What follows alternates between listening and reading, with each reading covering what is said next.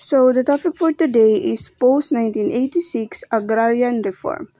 Marahil tayo ay napapatanong kung ano nga ba ang agrarian reform. So now, let's proceed to our topic. Agrarian reform, distribution of the agricultural resources of a country. Traditional agrarian land reform is confined to the distribution of land. Ang agrarian reform ay nakafocus siya sa land na kaipuan na may katibayan ka para maging sa imo ang daga. Ang daga ang pinakaimportante dahil kung mayo kang sa diring daga, mapararinta ka kung sain. Kaya kaipuan tutukan ng mga gobyerno na tulungan ang mga magsasaka.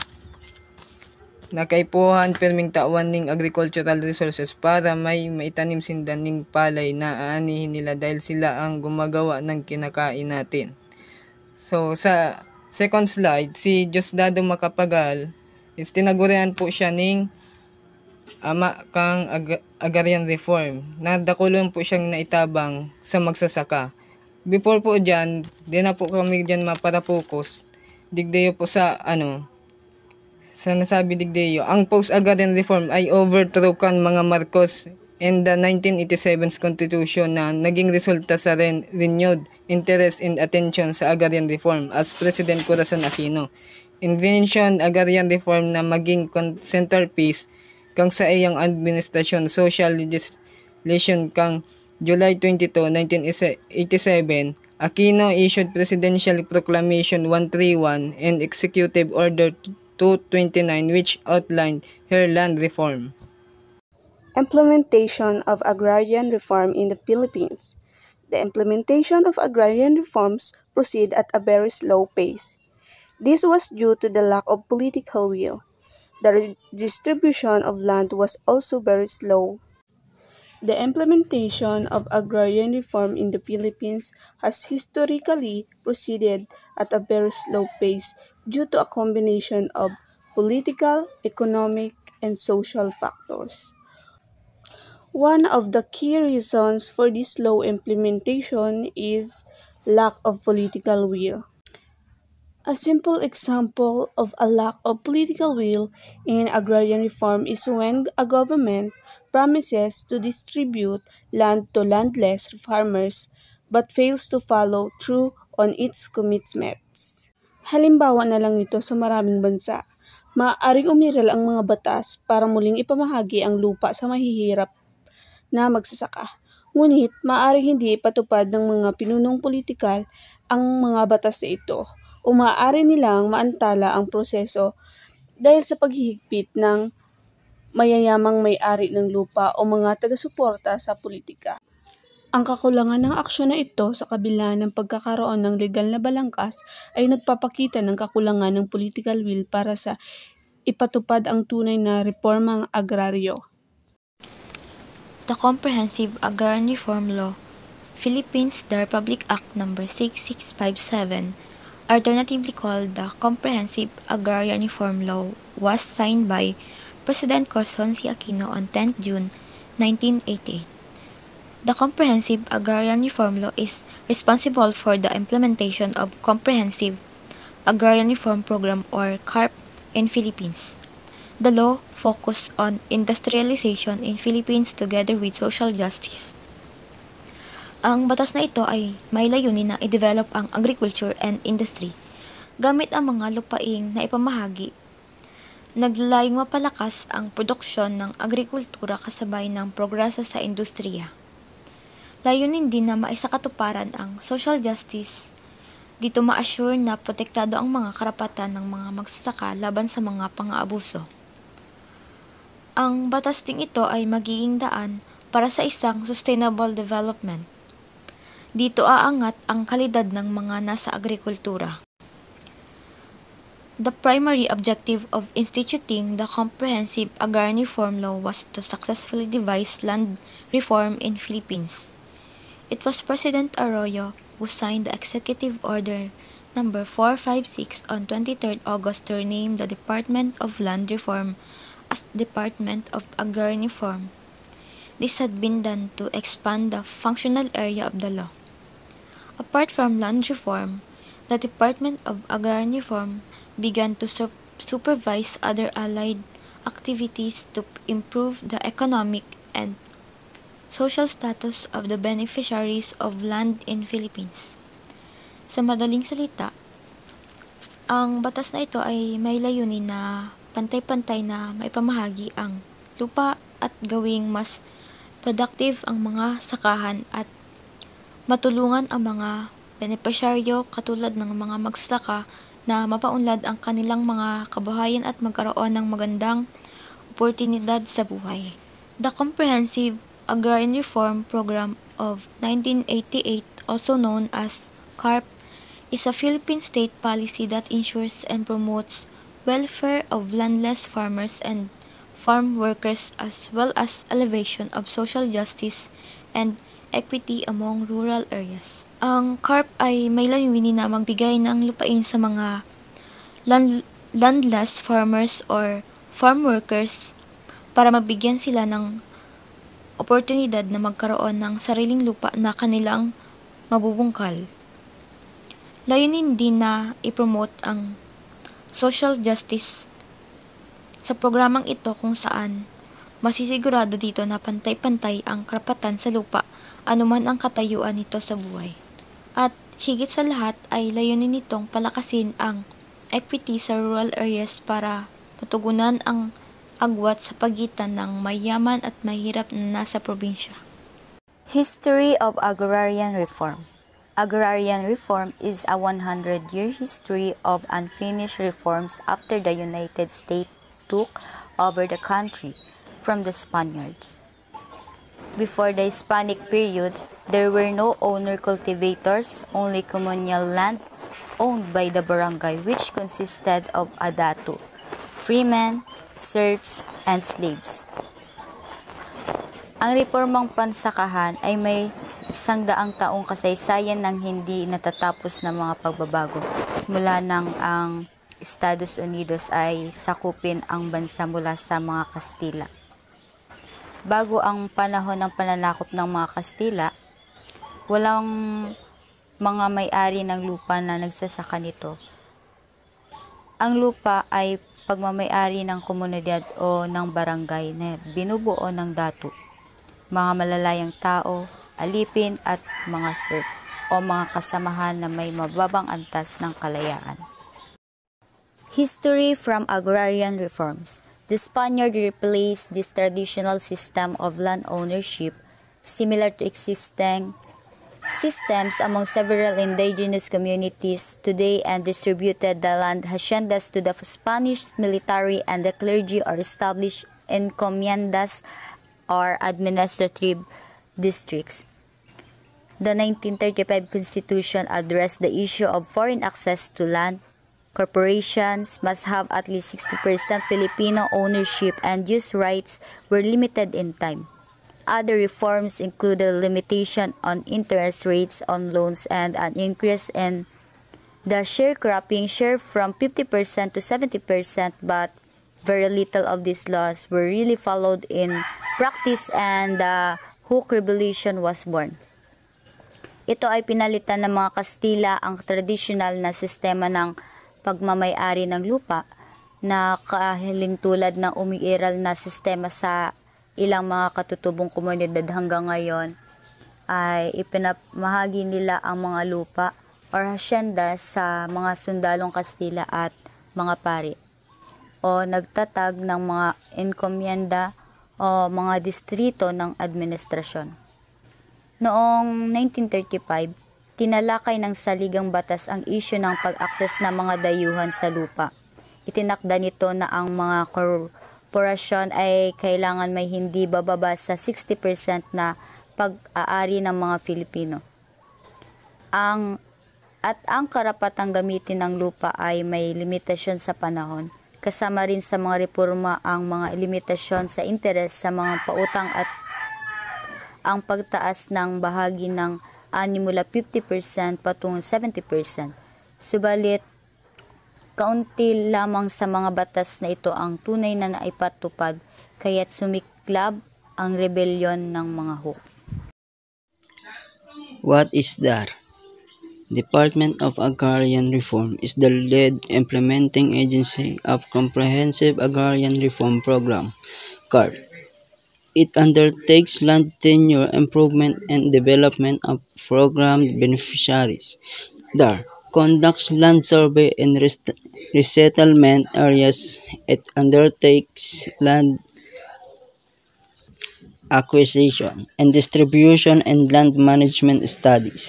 The DAR also orchestrates the delivery of support service to farmer beneficiaries and promotes the development of viable agrarian reform communities. Ang nangungunang ahensya ng gobyerno na nagtataguyod at nagpapatupad ng komprehensibo at tunay na reformang agraryo na sa katuparan ng pantay na pamahagi ng lupa, pagmay-ari, produktibidad sa agrikultura at teritorial na seguridad para sa at kasama ng mga nagbukid ng lupa tungo sa pagbuti ng kanilang kalidad ng buhay. What is DAR logo? The DAR logo shows the department acronym representing the institution and its role as the lead agency in the implementation of the Comprehensive Agrarian Reform Program, or CARP. Green stands for fertility and productivity, while yellow represents hope and a golden harvest of agrarian reform beneficiaries who are the recipients of the service provided by the department via CARP. Both colors imply that economic growth and sound rural development can be achieved through agrarian reform.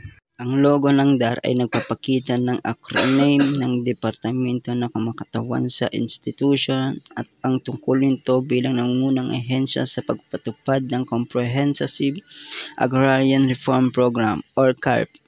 Ang araw ay nagpapalabas ng liwanag nito sa isang larangan ng berdeng na hati sa 12 mga segment na kumakatawan sa orihinal na 12 mga rehiyon sa nasakop ng programa.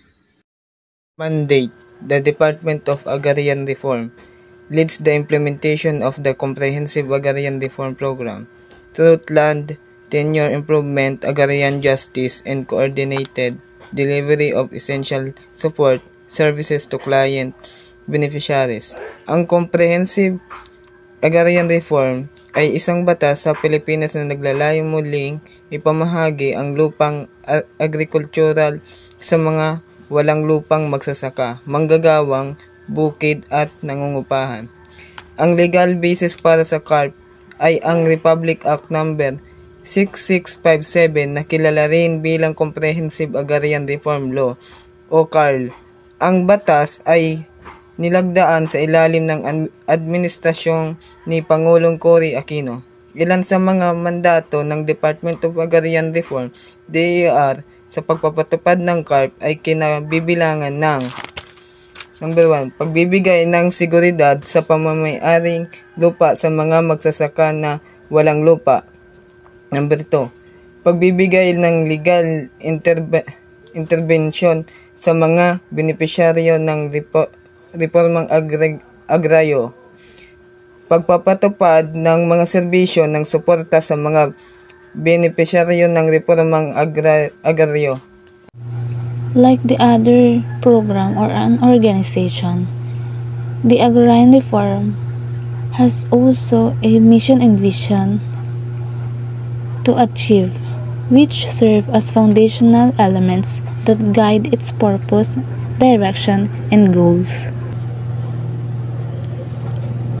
Mission: to lead in the implementation of agrarian reform and sustainable rural development in the countryside through land tenure improvement and provision of integrated development services to landless farmers, farm workers, and small landowner cultivators, and the delivery of agrarian justice. Ang misyon ng agrarian reform ay nakatuon sa pagpapabuti ng kalagayan ng mga magsasaka at pagpapalawak ng kanilang mga karapatan at oportunidad sa pamamagitan ng reforma sa lupa. Sa ilalim ng Comprehensive Agrarian Reform Program or CARP at sa mga sumusunod na programa, layunin nitong gawing makatarungan at pantay-pantay ang distribusyon ng mga lupaing agrikultural sa bansa. Narito ang mga layunin at mission ng agrarian reform. Pagbibigay ng lupa sa mga magsasaka.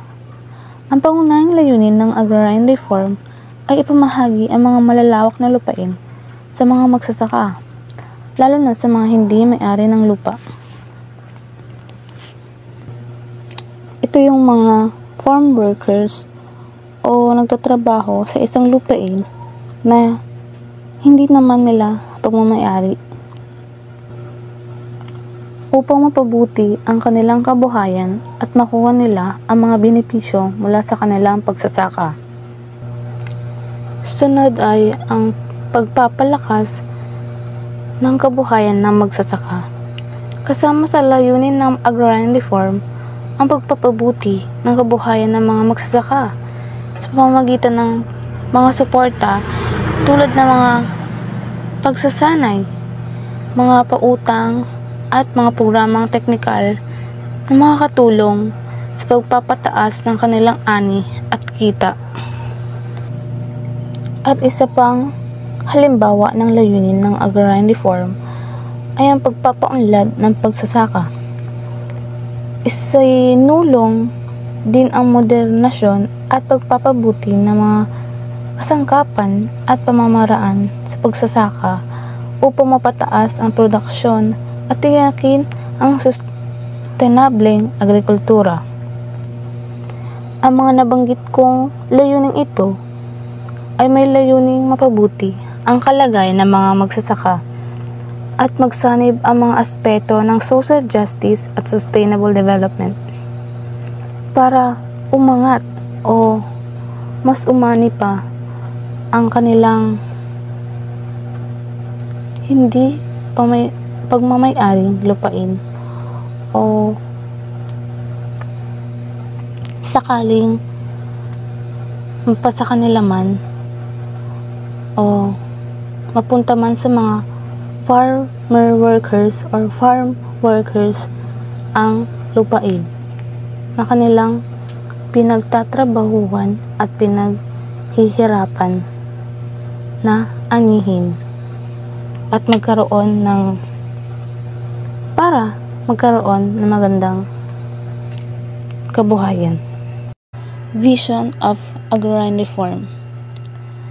A nation where there is equitable land ownership and empowered agrarian reform beneficiaries who are effectively managing their economic and social development for a better quality of life.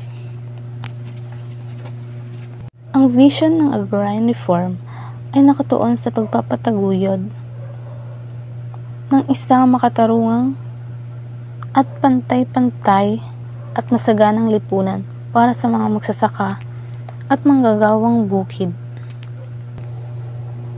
Dito mo makikita kung paano magiging epektibo at magiging maayos ang takbo ng pagkakaroon ng agrarian reform para sa ikauunlad ng mga farm workers o mga magsasakang nagtatrabaho sa hindi naman nila lupain. Ngunit, nagtatrabaho sila dito para sa kanilang kabuhayan. Layunin ng vision para sa agrarian reform ay ang pagtatatag ng mga matatag na komunidad sa kanayunan. Ang mga benepisyaryo ng agrarian reform ay hindi lamang magkakaroon ng lupa kundi magkakaroon din ng pagkakataon na mapabuti ang kanilang pamumuhay sa pamamagitan ng mga proyekto at serbisyong magpapalakas sa kanilang mga komunidad. Mga proyekto at serbisyo para sa mga magsasakang binibigay ang dugo at pawis sa pagsasaka kahit hindi naman kanila ang lupain, ngunit sila ay nagtatrabaho o binibigay nila ang lahat para mabuhay at magkaroon ng ani sa pang-araw-araw. Sunod na halimbawang layunin ng vision para sa agrarian reform ay ang pag-unlad ng sektor ng agrikultura. Ang mga magsasaka ay magiging produktibo at makikinabang sa makabagong teknolohiya, makatarungang presyo ng kanilang produkto at maayos na pamamahagi ng mga yaman. Magiging makatarungan ang ugnayan sa pagitan ng mga magsasaka, mga negosyo at gobyerno. Ang pagkakaroon ng maayos na komunikasyon sa ibang sektor ay magbibigay ng positibong pakikitungo sa iba upang magkaroon na o din ng maayos o magandang ugnayan sa iba't ibang sektor upang mas mapadali ang proseso o ang pagtrabaho ng farm workers at ang kanilang boss or kanilang tinitingala o sinusunod sa mga utos kapag tungkol ito sa lupain na kanilang tinatrabaho. So, ano nga ba ang pwedeng benefits na makuha sa agrarian reform? The benefits of agrarian reform complementary inputs are necessary to maximize the benefits from agrarian reform. Irrigation credit and government service tend to promote higher incomes. Moreover, agrarian reform communities tend to increase the chances of a farmer beneficiary to non-poor. The benefits of agrarian reform, especially when complemented by necessary inputs like irrigation, credit, and government services, include increased productivity, higher income, reduction of poverty, social equity, increased access to credit, improved community welfare, reduction in rural-urban migration, strengthened rural development. In conclusion, agrarian reform, when combined with complementary inputs such as credit, irrigation, and government services, can significantly improve the well-being of smallholder farmers, reduce poverty, promote equity, and contribute to overall rural and national development. Ano-ano din ang purpose ng agrarian reform? The main purpose to put an end to conflicts pertaining to land ownership, aim to bring about harmony between the rural people and the urban resident is also called for. Therefore, bringing stability in the political setup of the country is also regarded as one of the objectives of agrarian reform. Sa madaling salita, ang purpose ng agrarian reform is to address land inequality, promote social justice, reduce rural poverty, foster peaceful coexistence between rural and urban populations, and contribute to political and social stability. Why is the agrarian reform important? Reforms are important because protect the rights of the farmers. So, sinasabi rito na sa programang agrarian reform, magkakaroon ng karapatang pantao patungkol sa mga lupain, ang mga farmers o mga magsasakang nagtatrabaho sa hindi nilang lupain na kanilang pinagtatrabahuhan dahil alam nila na mayroon silang makukuhang benepisyo rito na hahatiin o ipamamahagi sa kanila ang lupain para magkaroon din sila ng sariling lupain na kanilang aanihin o itataguyod para sa sarili nilang benepisyo o pagkukuhanan nila sa kanilang pang-araw-araw o pamumuhay. So now, what are the components of agrarian reform? Land reform consists of three components: reform of the land tenurial structure, reform of the production structure, and reform of the supporting service structure. Reform of the land tenurial structure. Land reform is the process of changing the rules and understandings of how land is used, occupied, or transferred. It can also include distributing land holdings.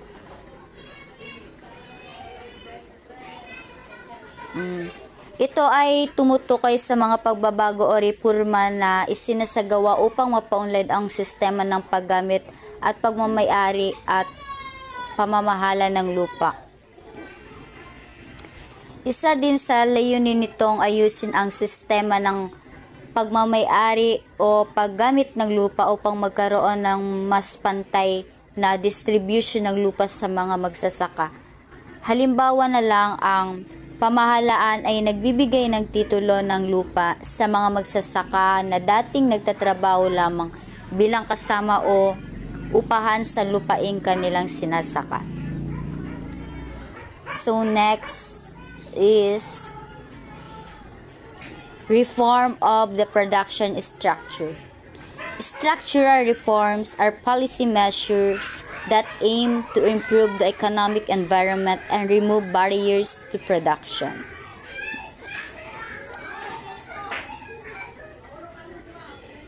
So, ito ay nakatuon ito sa pagpapabuti ng paraan ng pagtatanim, paggamit ng makabagong teknolohiya at pagtaas ng produktibidad ng mga sakahan. Halimbawa ay pagsasanay ng mga magsasaka sa paggamit ng mga makabagong kagamitan tulad ng traktura at pagbibigay ng mga dekalidad na binhi. And last one is reform of the supporting service structure. It is a process that involves designing and implementing reforms to improve the quality of public services, enhance resilience, and promote sustainable growth. So, ito ay pinapaganda nito ang mga serbisyo tulad ng infrastruktura, pautang, irigasyon at merkado na sumusuporta sa agrikultura. Halimbawa ay pagpapagawa ng mga kalsada para mas madaling madala ng mga magsasaka ang kanilang ani sa pamilihan at pagbibigay ng mababang interes na pautang sa kanila. Ang mga reformang ito ay naglalayong itaas ang kabuhayan ng mga magsasaka, gawing mas produktibo at mga lupain at bawasan ang hindi pagkakapantay-pantay sa sektor ng agrikultura. Meaning of free patent. Under the Public Land Act, free patent is the acquisition of public land by means of an administrative confirmation of imperfect title. Sa ilalim ng Public Land Act, ang free patent ay isang paraan ng pag-aangkin ng pampublikong lupa sa pamamagitan ng administratibong proseso. Ito ay ginagamit upang kilalanin at kumpirmahin ang di-perpektong titulo o pagmamay-ari ng lupa. And also, it is intended. Layunin nitong bigyan ng legal na karapatan ang mga tao na matagal nang gumagamit o nakatira sa pampublikong lupa ngunit walang formal na titulo. Halimbawa na lang ay si Mang Juan ay nakatira at nagbubungkal ng lupa sa bundok sa loob ng 30 taon, ngunit wala siyang formal na titulo. Ayon sa Public Land Act, maari siyang mag-apply para sa free patent upang opisyal na maging kanya ang lupa. Kapag naaprubahan, bibigyan siya ng formal na titulo na kinikilala ng gobyerno. So there are two agrarian reform laws in the Philippines. The first one is Comprehensive Agrarian Reform Program. The second one, each farmer is given a Certifications of Land Ownership Award or CLOA for their new property under the law. That's all for agrarian reform topics. Thank you for listening. Bye-bye.